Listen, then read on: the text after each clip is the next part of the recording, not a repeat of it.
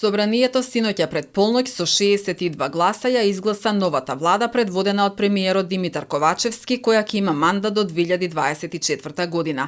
Новата извршна власт ќе има 21 член. Со министерските позиции ќе раководат 17 мажи и 4 жени.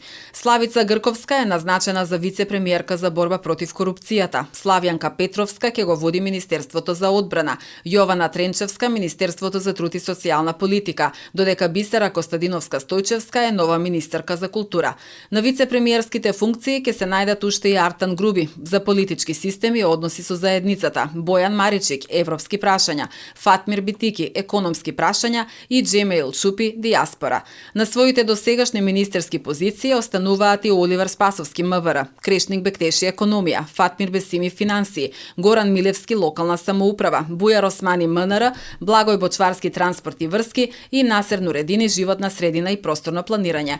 Промена во ресорите има Кајетон Шакири кој од Министерството за информатички науки преоѓа во Министерството за образование и наука и Љупчо Николовски кој од вице-премиер сега ќе биде министер за земјоделство. Нови министри се и Никола Тупанчевски за правда, Беким Сали за здравство и Адмир Ималити информатичко општество и администрација. Во владата ќе понудам концепт на управување и работа кој нема да објаснува зошто нешто не може да се заврши и колку е тоа тешко, туку модел во кој секој ќе знае што, како, кога и зошто ќе работи и ќе се мерат резултатите на сработеното, а не на плановите, бидејќи од ветувања и надежи не се живее. Добар и квалитетен живот, повисок стандард и мир и спокојство се обезбедува само со многу труд. Тоа ќе биде нашиот модел на работа. Економијата, како и во секоја држава, е клучната област, рече Ковачевски.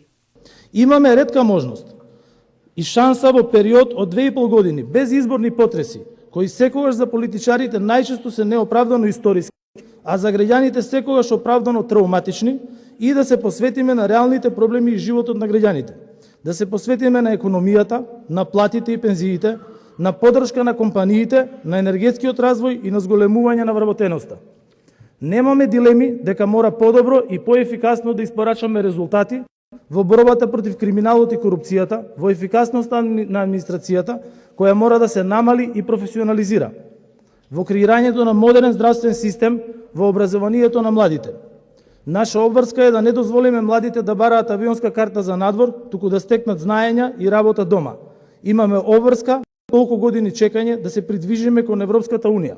Како што претходната влада ја исполни целта на граѓаните за полноправно членство во НАТО, нашата гаранција за безбедност и мир, така оваа влада да ги започне преговорите кои значат економски напредок и развој. Во програмата на владата за периодот 2022-2024 година фокусот е ставен на справување со пандемијата и енергетската криза. Во документот се потенцира и забрзан економски раст, владење на правото, заштита на животната средина, како и справувањето со дезинформациите. За младите во програмата е посветен посебен дел наречен Младите во фокусот, во кој се ветува намалување на младинската невработеност, зголемување на пазарната вработливост и подобрување на квалитетот на животот на младите.